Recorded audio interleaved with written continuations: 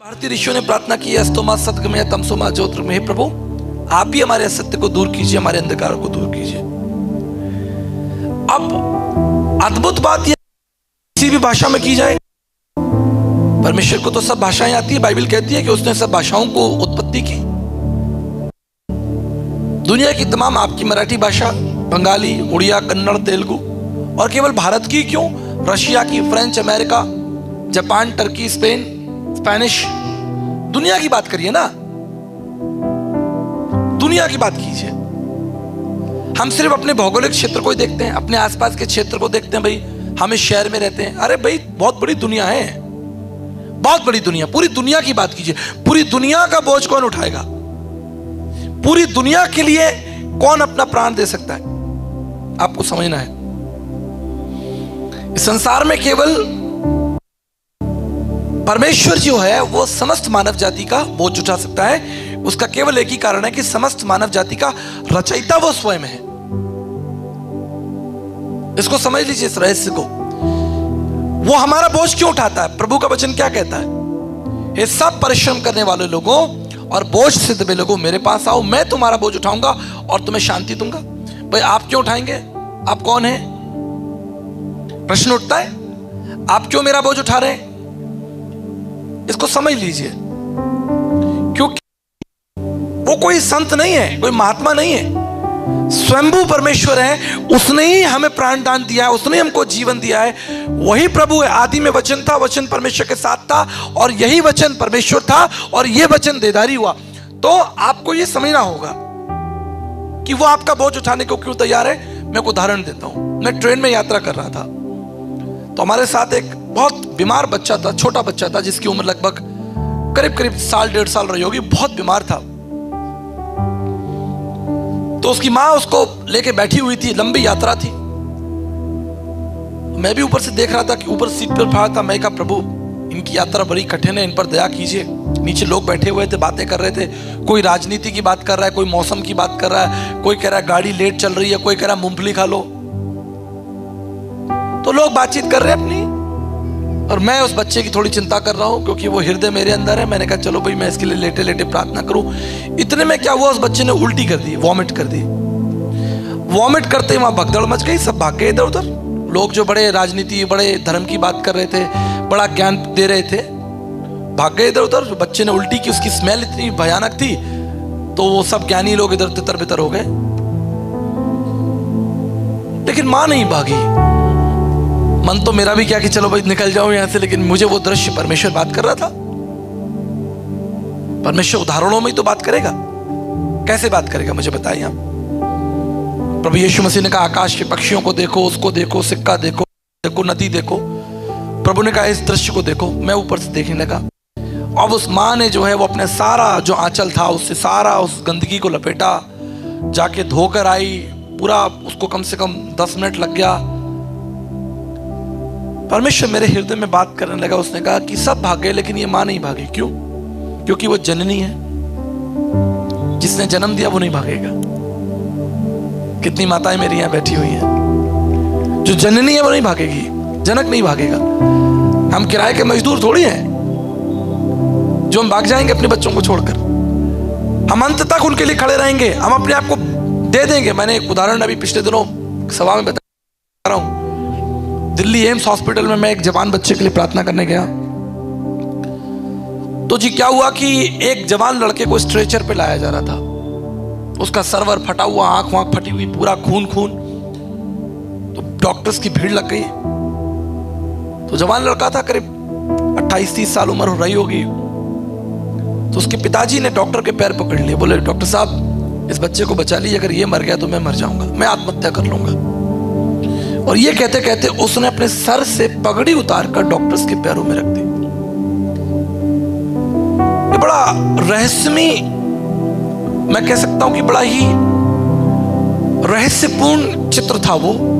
केवल गंभीर व्यक्ति ही इस व्यक्ति को समझ सकता है। चालाक लोग इन बातों को नहीं समझ पाएंगे। जिनके अंदर हृदय करुणा है वो इन बातों को समझेंगे।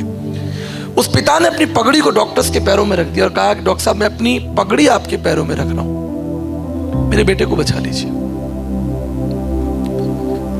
क्या ऐसी बात थी कि उस पिता ने अपनी पगड़ी, अपना सम्मान डॉक्टर्स के पैरों में रख दिया, क्योंकि वो पिता था। सड़क पर चलता वो कोई आदमी नहीं, कोई किराए पे बुलाया गया तमाशबीन नहीं था, पिता था। सुसमाचार क्या है? सुसमाचार कोई मनुष्यों की दृष्टि में लिखा गया, कोई चालाकी से लिखा गया कोई दर्शन नहीं है। सुसमाचार स्वयं परमेश्वर की ओर से समस्त मानव जाति के लिए एक उपाय है। मुझे बड़ा दुख लगता है जब लोग इस सुसमाचार का विरोध करते हैं, हाय हाय करते हैं, नारे लगाते हैं, मसीह समाज का विरोध करते हैं। अरे ईसाई, अरे भाई कोई ईसाई नहीं बन सकता। हम इस लायक ही नहीं है कि हम ईसा मसीह के समान बन जाए। वो कितने पवित्र, कितने महान, कितने दयालु। हम क्या धर्म क्या होता मुझे बताओ आप। मैं बड़ी स्पष्टता से पूछता हूं। प्रभु यीशु मसीह ने उन लोगों के संग खाना खाया जिनको आप देखना भी पसंद नहीं करेंगे। कोढ़ियों के संग बैठे, अनाथों के संग, विधवाओं के संग बैठे, बीमार लोगों के सर पर हाथ रखा। आप नहीं कर सकते, कोई मनुष्य नहीं कर सकता। परमेश्वर मनुष्य बन गया, इस संसार में मनुष्य बनकर 33.5 साल तक रहा। ये शुभ संदेश है, ये कोई कर्मकांड नहीं है। जिन चीजों को आप देखना और छूना नहीं चाहते, उन चीजों को प्रभु ने कहा कि ये मेरे ऊपर डाल दो। तुम अपने सारे पाप, अपने अधर्म, अपनी अज्ञानता मुझे दे दो, मुझे तुम्हारा ध्यान है। I take care of you. ये कोई नहीं कर सकता, कोई कर ही नहीं सकता। मैं आपको बता रहा हूं, लोग आपको ज्ञान दे सकते हैं लेकिन जान कोई नहीं दे सकता आपके लिए। Nobody can taste death for you। तुम्हारे लिए कोई मृत्यु को नहीं चखेगा। जैसी मृत्यु आएगी तुरंत निकल लेगा। मृत्यु छोड़ो, कोई पुलिस आएगी तो ही निकल लेगा। पड़ोसी के पास अगर पुलिस दरवाजा खटखटाए शाम को, ठक ठक ठक ठक, 4 आदमी दूर से ही देखते भाई क्या हो गया। अगर पुलिस को देखकर तुम्हारी हालत ऐसी खराब है तो सोचो परमेश्वर को देखकर कितनी भयानक होगी। होता ना, किसी पड़ोसी की अगर पुलिस आ जाती है तो हम दूर से झांक के देखते हैं। हम कभी नहीं जाते आगे बढ़कर कि भाई क्या बात हो गई, हमें बताओ। ये हमारा बड़ा अच्छा मित्र है, बड़ा अच्छा सहयोगी है, हमारा पड़ोसी है, हम जानते हैं, हम इसकी गारंटी लेते हैं। लेकिन प्रभु क्या कहते हैं? मैं जानता हूं तुम कमजोर हो, मैं जानता हूं तुम अकेले हो, मैं जानता हूं कि तुम्हें मेरी आवश्यकता है। इसलिए मैं बहुत कम समय में और कम शब्दों में आपको महत्वपूर्ण बातें बता देना चाहता हूं, जो आपके हित के लिए होंगी, जो आपके लिए महत्वपूर्ण होंगी। परमेश्वर का वचन पवित्र शास्त्र बाइबल मत्ती 9 अध्याय 36 में लिखा है, और यीशु मसीह ने एक बड़ी भीड़ को देखा और तरस से भर गए। When Jesus saw a big crowd, multitudes, 5000 लोग, प्रभु यीशु मसीह तरस से भर गए, करुणा से भर गए। सामर्थी परमेश्वर। देखिए बात याद रखिएगा, कोई व्यक्ति धनवान हो, बुद्धिमान हो और सामर्थी हो, धनवान हो, बुद्धिमान हो और सामर्थी हो, और उसके बाद में भी वो करुणा में है, ये एक रहस्य है। डॉक्टर एपीजे अब्दुल कलाम, मैं धन्यवाद करता हूं, मुझे अवसर मिला कि मैंने उनको सुसमाचार दिया, उनके लिए प्रार्थना की। तो वो योग्य थे, भारत के राष्ट्रपति थे, पद थी, प्रतिष्ठा थी, सम्मान था, किसी को भी पकड़वा सकते थे, किसी के बारे में अरे भाई ये व्यक्ति गलत कर रहा है, पुलिस उनकी, सब पीछे लोग कमांडोज लगे हुए हैं। लेकिन उनका जो हृदय था बड़ा कोमल था, बड़ा कोमल हृदय था। आज भैया देखो लोगों को, ऐसे ऐसे खतरनाक लोग घूम रहे हैं सड़क पर, बहुत खतरनाक लोग हैं। मैं बता रहा हूं आपको, अगर आपकी गाड़ी किसी से टच हो जाए तो वो ये नहीं पूछेगा भाई साहब आप ठीक हो, वो आके पहले आपके दांत तोड़ेगा। क्या तुमने मेरी गाड़ी तोड़ी, मैं तुम्हारे दांत तोड़ूंगा। ये चल रहा है। झूठ फरेब देखो, जिस दवाई में आप 20 रुपए में ठीक हो सकते थे उसके लिए 2000 रुपए ले लिया आपसे, ठग लिया आपको। जो आप 50 रुपए में ठीक हो सकते थे उसके लिए आपसे 50,000 रुपए रखवा लिए। चल रहा है कि नहीं चल रहा है बताओ। मैं गलत हूं तो आप मुझे बता दीजिए। जो टेस्ट 100-200 में हो जाना चाहिए था उसके 4-4 हजार, 5-5 हजार, 10-10 हजार रुपए बिजनेस चल रहा है। गरीब आदमी कहां जाएगा? और कौन ठग रहा है? इंसान ही तो ठग रहा है। कोई शेर चीता तो आपको काटने नहीं आ रहा, कोई जंगली जीव तो नहीं आपको काटने आ रहा, सब अपने अपने घरों में बैठे। खतरा आपको किससे है? इंसान से ही है। ना हो तो आप मुझे बता दो कि मुझे खतरा नहीं है। खतरा ही खतरा है सब तरफ। अब वो जो खतरनाक जो व्यक्ति है वो खतरनाक काम भी कर रहा है।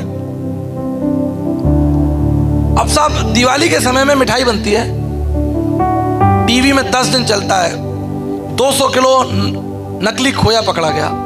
लो जी, अब मिठाई भी आप नहीं खा सकते, खोया नकली चल रहा। आप बताओ, मैं झूठ बोल रहा हूं तो? दवाइयां नकली चल रही, मिठाई भी नकली चल रही, दवाई भी नकली चल रही। कहां जाए इंसान? तो इंसान जो है पूर्ण रूप से भ्रष्ट हो गया, खत्म है। आप और मेरे पास अब कुछ भी नहीं है। कोई हमें जिंदा नहीं कर सकता, कोई धर्म का सिद्धांत, कोई व्यक्ति आपको नया नहीं कर सकता। इससे परमेश्वर का वचन कहता है, when Jesus saw a big crowd, उसने एक बड़ी भीड़ को देखा, उसका हृदय तरस से भर गया। आप जानते हो क्यों? क्योंकि वो एक भटकी हुई भेड़ों के समान लोग बैठे हुए थे। भटकी हुई भीड़, भूखी प्यासी कमजोर भीड़ जो है वो वहां पर बैठी हुई है। नैतिक मूल्य भ्रष्ट हो गए, पारिवारिक मूल्य भ्रष्ट हो गए, खा गए लोग एक दूसरे को, नष्ट कर दिया। एक देश ने दूसरे देश को नष्ट कर दिया, एक राज्य ने दूसरे राज्य को नष्ट कर दिया। भैया अच्छा है, मुझे अभी बड़ा लफड़ा चल रहा है भाई भाषाओं को लेकर। मैं हिंदी बोल रहा हूं भाई, आपको स्वीकार होनी चाहिए। बड़ा लफड़ा चल रहा है भाई। अब तो मैं सोच रहा हूं सब भाषाएं सीख लूं, पता नहीं किस राज्य में जाके वही भाषा बोलनी पड़े। बहुत कुछ संसार में चल रहा है, बहुत कुछ। मिठाई से लेके दवाई से लेके सब नकली, सब भ्रष्टाचार चल रहा है। इंसान दुखी है, बहुत दुखी। आप दुखी नहीं हो? मुझे बताओ। शिक्षा का स्तर देखिए, बाप रे बाप। एक गरीब आदमी फीस दे दे के परेशान है, कहां से लाए? अपने बच्चों को पढ़ाए। 3 बच्चे हो गए तो अब पहले एक सपना होता था कि भाई 4-5 बच्चे होंगे तो आगे चलकर पिताजी को संभाल लेंगे। 3-4 बच्चे होंगे। अब इतना कष्ट समय आ गया है कि माता पिता सोचते हैं कि भाई हम इनको खिलाएं कैसे, इनको पढ़ाएं कैसे। बहुत कष्ट। और पूरी दुनिया में, ऐसा नहीं कि आपके शहर में, पूरी दुनिया जो है भयानक रूप से खत्म हो चुकी है। इसी परमेश्वर का वचन क्या कहता है, सुन लीजिए ध्यान से, कि जब यीशु मसीह ने एक बड़ी भीड़ को देखा, उसे तरस आया कि ये बीमार लोग हैं, कमजोर लोग हैं, और उसने अपने शिष्यों से कहा कि इनके लिए भोजन की तैयारी करो। ये भोजन सिर्फ तो आपके पेट के लिए नहीं था, ये भोजन आपकी आत्मा के लिए था। जैसे आप शारीरिक भोजन करते हैं तो आपको बल मिलता है, शक्ति मिल जाती है, आप दौड़ सकते हैं, काम पे जा सकते हैं। इसी तरीके से प्रभु यीशु मसीह इस संसार में हमें आत्मिक भोजन देने के लिए, हमारी बुद्धि को नया करने के लिए, हमारी बुद्धि को नया करने के लिए वो प्रकाश, प्रभु ने कहा मैं उजियाला हूं, I am the light of the world. जो मुझ में होगा वो अंधकार में नहीं चलेगा। मैं जीवन हूं, पुनरुत्थान और जीवन में हूं। जो मेरे पास आएगा, अगर मर भी गया हो, अगर आप आत्मिक रूप से मर भी गए हो, प्रभु आपको जिंदा कर देगा। हालेलुया। मेरे एक जानकार है, सहयोगी है मेरे, उन्होंने एक बार, पुरानी उनकी गवाही बता रहा हूं आपको, कि प्रभु कैसे नया करता है। आप सोच रहे होंगे प्रभु कैसे नया करता है, सुनिए। तो जी एक बार की घटना है, पुरानी, 15-20 साल, जवान भाई थे वो चोर थे। उन्होंने एक ट्रक चोरी कर लिया। आप ट्रक चोरी तो कर लिया, उसे खड़ा कहां करें? ट्रक को कहां छिपाया जाए? तो वो इधर उधर लेके 2 दिन तक ट्रक को भागते रहे, सोचते रहे कहां छुपाएं। लास्ट में जब थक गए तो उन्होंने एक कहीं जाकर मैदान में उस ट्रक को खड़ा कर दिया। डर तो अंदर था ही, कितना दूर जाएंगे, कहां जाएंगे। तो उन्होंने ट्रक को जो है वो एक स्थान में खड़ा कर दिया। तो वहां उसमें छुप कर बैठे हुए, ना खाना है ना पानी है, बड़ा परेशान है। 3 लोग थे। अब एक आदमी जा रहा पानी लेके, छुप एक लेके आ रहा, छुप छुप के खा रहे। तो वहां एक परिवार था जिन्होंने इनकी हालत देखी, सुबह से लेकर रात तक ट्रक खड़ा है, ये चक्कर क्या, कभी खाना कभी पानी। तो उनमें से एक सज्जन उनके पास में गया, भैया आप बड़े परेशान लग रहे हैं, सब ठीक है, आपका ट्रक ठीक है, आप लोग स्वस्थ हैं। तो उस व्यक्ति ने जान लिया कि ये लोग चोर हैं और चोर ट्रक करके यहां लेकर चोरी करके ले आए। प्रभु की बड़ी भारी दया थी, वो जो सज्जन था वो मसीह था। तो उस मसीह व्यक्ति ने उनको अपने घर बुलाया, उनके साथ भोजन संगति की, उनके लिए प्रार्थना की और उनको सुसमाचार दिया और 2 दिन तक उनकी सहायता की। और उसके बाद उन तीनों भाइयों ने निर्णय लिया कि हम जाएंगे और ये ट्रक जिसका है उसको वापस कर देंगे। और वो गए और उन्होंने ट्रक वापस कर दिया। आज वो व्यक्ति एक सेवक है, एक पास्टर है, एक इवेंजलिस्ट है। ऐसे करके परमेश्वर जो हमारी बुद्धि को नया कर देता है, ये आपको समझना है। यही चमत्कार है। लोग चमत्कार देखने आते ना, प्रभु का वचन कहता है कि यहूदी सामरी लोग खड़े हो गए, भाई क्या चमत्कार आप हमें दिखाओगे। तो बाइबल में सबसे बड़ा चमत्कार है वो ये है कि लाखों करोड़ों लोग यीशु मसीह के पास में आए, उन्होंने अपने अधर्म और अपने अपराधों को छोड़ा और उनका नाम जीवन की पुस्तक में लिखा गया। और उन लोगों को आप आसमान में देखेंगे। जब आप स्वर्गीय राज्य में जाएंगे आप देखेंगे। जकई, कल मैंने उदाहरण दिया था, अगर मसीह उसके पास नहीं आता तो क्या होता? मर जाता, वो अपने अधर्म और अपने पाप में मर जाता, खत्म हो जाता। उसके पास कोई मार्ग नहीं था। आप समझ लीजिए, बाइबल कहती है वो कुबड़ी स्त्री, जब यीशु मसीह आराधनालय में थे तो एक कुबड़ी स्त्री वहां पर आई और वहां लिखा है वचन में, वो किसी ठीक नहीं हो सकती थी। कोई तरीका नहीं था कि वो ठीक हो जाए, क्योंकि वो कुबड़ी थी बहुत सालों से, उसे शैतान ने पकड़ रखा था। वचन कहता है किसी भी रीति से वो ठीक नहीं हो सकती थी। जब किसी भी रीति से ठीक नहीं हो सकती थी तो फिर कोई बात ही नहीं है। लेकिन आप जानते क्या हुआ? प्रभु यीशु मसीह ने उस पर दृष्टि की और उसे अपने पास बुलाया और अपने हाथों को उस पर रखा और वो चंगी हो गई, सीधी हो गई और प्रभु की स्तुति करने लगे। अगर ये आप कर लेते, अगर आप अपने स्वामी बन जाते, आप अपने आप को ठीक कर लेते, ऑपरेशन खुद ही कर लेते, तो आपको डॉक्टर की क्या आवश्यकता? कोई आवश्यकता नहीं। आप खुद अंधकार से पार लग सकते, तो आपको गुरु की आवश्यकता नहीं। दर्शन क्या कहता है? बिन जाने प्रीत ना होए, बिन गुरु होए ना विवेक। जब तक आपको सत्य नहीं मालूम होगा आप जान नहीं सकते। और सत्य बताने के लिए आपको गुरु चाहिए। गुरु का मतलब गु माने अंधकार, रू माने दूर करने वाला। एक ऐसा व्यक्ति जो आपके अंधकार को दूर कर सके, आपके डर को दूर कर सके, उसे गुरु स्वीकार किया गया। इसलिए दर्शन क्या कहता है? श्वेतवास उपनिषद में लिखा है, विश्वेकम परिवेष्टारम ज्ञात्वा ते मुच्यते सर्वपाशो। समस्त जगत को घेरे हुए एक अद्वितीय परमेश्वर को जानकर मनुष्य सब अंधकार से बाहर निकल सकता है। समस्त जगत को घेरे एक, एकम ब्रह्म द्वितीय नास्ति, एकम सत्य। परमेश्वर 2 4 6 नहीं है। परमेश्वर एकम ब्रह्म द्वितीय नास्ति, एकम सत्य द्वितीय नास्ति। दूसरा कोई परमेश्वर नहीं है, परमेश्वर एक है। एक ईश्वरवाद, भारतीय दर्शन में एक ईश्वरवाद को स्वीकार किया गया है। बहु एक ईश्वरवाद की संज्ञा दी है, लेकिन स्वीकार एक ईश्वरवाद को किया गया। इसलिए जब कभी आप गुरुकुल में अध्ययन करने आएंगे, इसके बारे में विस्तार से बात होगी। ज्ञान अग्नि सर्व कर्माणि भस्मात् कृत, तथा भगवत गीता 4:37 में लिखा है कि ज्ञान के दूर हो जाएगा। तो ज्ञान आएगा कहां से? मनुष्यों के पास तो वो ज्ञान है नहीं, आपके पास तो बल शक्ति है नहीं, आपके पास तो वो इच्छा शक्ति है नहीं। आप किसी को रास्ता थोड़ी दिखा रहे हैं। आप क्या हो रहा है? देखिए, कल्पना कीजिए, सोचिए 1 मिनट के लिए। ये एक व्यक्ति अंधा है और वो रास्ता पार कर रहा है। कल्पना कीजिए, सोचिए। जब मैं दर्शन की क्लासेस लेता हूं तो हम सिखाते हैं, सोचना सिखाते हैं। एक व्यक्ति अंधा है और सड़क पार कर रहा है लकड़ी लेके, और दूसरा कोई व्यक्ति आया, उसने देखा कि अंधा सड़क पार कर रहा है। उसने क्या किया? उसे उसका हाथ पकड़कर धीरे धीरे एक गड्ढे की तरफ ले गया और उसे गड्ढे में गिरा दिया। आपको कैसा लगेगा? उस दृश्य को देख रहे आपको कैसा लगेगा?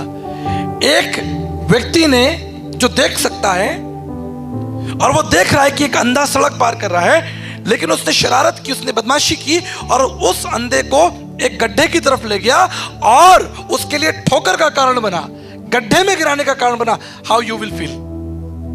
आपको बुरा लगेगा, आपको कष्ट होगा, शायद आप उस व्यक्ति से झगड़ा करेंगे, उसे मारेंगे और उस अंधे की सहायता करेंगे, उससे निकाल। अगर आपके अंदर आत्मा होगा, अगर आप एक सच्चे ईमानदार व्यक्ति होंगे, आप इस चीज को बर्दाश्त नहीं कर पाएंगे। अगर आप मनुष्य होकर बर्दाश्त नहीं कर सकते तो क्या परमेश्वर बर्दाश्त कर लेगा कि सारी मानव जाति अंधकार में उस गड्ढे में गिर जाए, शैतान सबको लूट ले, सबका नाश हो? कभी नहीं हो सकता। इसी परमेश्वर का वचन पवित्र शास्त्र बाइबल क्या कहती है? उसने इकलौते पुत्र को, पुत्र क्या होता है? पुत्र ये नहीं कि ऊपर परमेश्वर है, उसकी पत्नी है, उनके एक बच्चा हुआ, संसार में भेज दिया। पुत्र का मतलब होता है सामर्थ्य, संपूर्णता, अथॉरिटी। जब यीशु मसीह ने कहा द्वार में हूं, तो वो ये लकड़ी के दरवाजे की बात थोड़ी कर रहा है। जब यीशु मसीह कहते हैं कि मैं जीवन का जल हूं, तो जल का मतलब वो पानी की नदी की बात थोड़ी कर रहा है। वो तो एक संज्ञा दे रहा है, एक संज्ञा आपको समझाने के लिए उदाहरण दे रहा है कि मैं जीवन का जल हूं, मैं वो द्वार हूं जिससे तुम आओ जाओगे, तुमको स्वतंत्रता होगी। लकड़ी का द्वार थोड़ी है। इसी तरीके से पुत्र का मतलब ये नहीं है कि ऊपर कोई परमेश्वर है, उसकी पत्नी, उसने अपने पुत्र को भेज दिया। पुत्र, पुत्राणी, पुत्रम, पुत्र जो है वो परमेश्वर का उपाय है, उपाय को पुत्र कहा गया है। परमेश्वर की सामर्थ्य को, फुलनेस को पुत्र कहा गया है। इसलिए उस परमेश्वर ने क्या किया? इब्रानियों उसका 10 अध्याय उसके 5 में लिखा हुआ है कि एक यज्ञ वेदी तैयार की जाए, एक महायज्ञ होगा जिसमें परमेश्वर एक यज्ञ शरीर रूप धारण करेगा, इस संसार में आएगा। यीशु मसीह कौन है ये आपको समझना है, और जितनी जल्दी समझ लें आपके लिए बेहतर होगा, मेरे लिए बेहतर होगा। मेरी बात याद रखिएगा, परमेश्वर का उपाय। और ये उपाय हम कब से देख रहे हैं? ये उपाय हम सनातन काल देख रहे हैं, जब आदम और हव्वा नंगे थे और वो कोशिश कर रहे थे, अपने आप को ढांकने की कोशिश कर रहे थे। तो बाइबल कहती है उनकी नंगता को ढकने के लिए परमेश्वर ने एक उपाय किया, और वो उपाय क्या था? उसने एक निष्कलंक मेमने का वध किया और उसके चमड़े से आदम और हव्वा की नंगता को ढका। जब अब्राहम अपने पुत्र के साथ परमेश्वर की आराधना करने जा रहा था, उनके पास वहां पर वो मेमना नहीं था। पुत्र कहता है, पिता हमारे पास मेमना तो नहीं है, हम कैसे आराधना करेंगे? अब्राहम ने क्या कहा? यहोवा आप उपाय करेगा। हालेलुया। यीशु मसीह कौन है? यीशु मसीह परमेश्वर का सर्वोत्तम उपाय है समस्त मानव जाति के लिए। वो संसार में धर्म की स्थापना करने के लिए नहीं आया था, कर्मकांडों की स्थापना करने के लिए नहीं आया था। अंतिम बात बताकर मैं समाप्त करना चाहता हूं। परमेश्वर के श्रेष्ठ दास साधु सुंदर सिंह एक नदी में स्नान कर रहे थे। नदी का जल बड़ा ठंडा और बड़ा मीठा था। तो उन्हें लगा कि नदी का जल जो है बहुत ठंडा और मीठा है, क्यों ना मैं एक घड़े के इस जल को अपने घर ले चलूं, बड़ा स्वादिष्ट है, बड़ा मीठा है। तो उन्होंने एक घड़े में जल को इकट्ठा कर लिया और अपने कंधे पर रखकर अपने घर की तरफ चलने लगे। ध्यान से सुन लीजिए। तो जब मार्ग में उस घड़े को लेकर जा रहे थे तो उनको थकान हुई। घड़ा कंधे पर आप रख लोगे 5 किलो का, 10 किलो का, तो थकान तो होगी। यहां से लेकर गेट तक जाओगे, थक जाओगे। उन्होंने कहा भाई मुझे थकान हो रही है। उन्होंने अपना घड़ा नीचे रखा, थोड़ा आराम किया, फिर घड़े को उठाया, फिर रखा, फिर चले, फिर आराम किया। तो पवित्र आत्मा ने साधु सुंदर सिंह जी से सवाल पूछा कि सुंदर सिंह क्या बात है, बार बार घड़ा नीचे रख देते हो? बोले प्रभु जी बड़ा भारी है, क्या करूं, थोड़ा आराम मिल जाता है। बोले अरे अभी तो तुम नदी में स्नान कर रहे थे।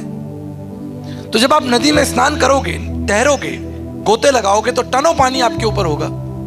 जो लोग तैरना जानते हैं उनको पता है, जब आप स्विमिंग पूल में अंदर नीचे उतरोगे, पानी के अंदर नीचे उतरोगे, तो पानी का बहुत बाहर जो है वो आपके पीठ पर होगा। तब आपको थकान नहीं होती। पूरा स्विमिंग पूल तुम्हारे ऊपर चढ़ा जा रहा है, पूरी नदी का हजारों टन पानी तुम्हारे ऊपर, और तुम नीचे गोता लगा रहे हो।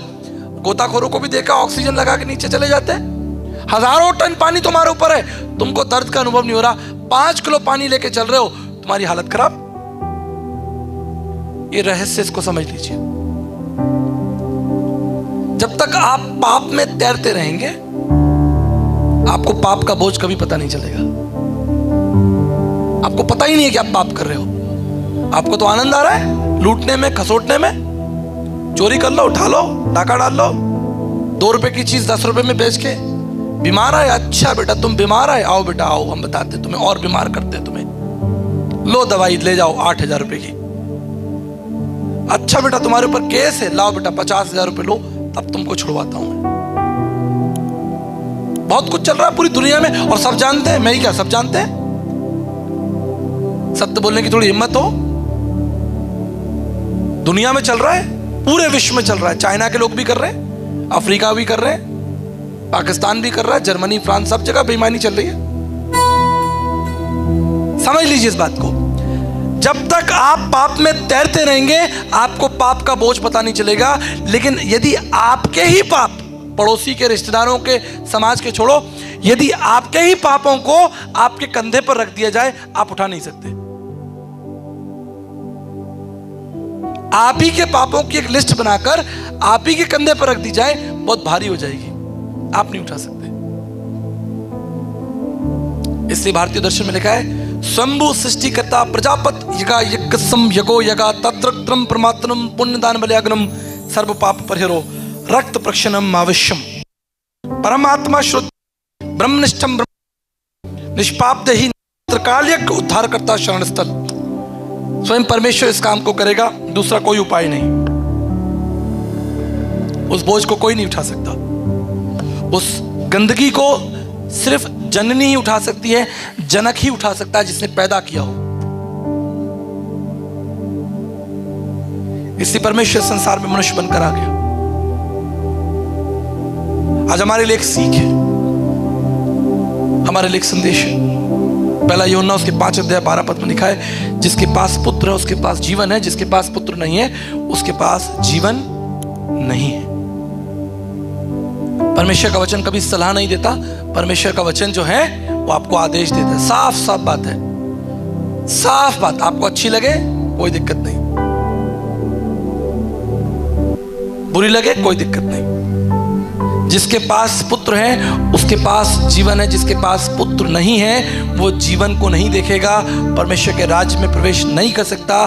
तुम अपने अधर्मों को मान लो और छोड़ दो तो तुम पर दया की जाएगी।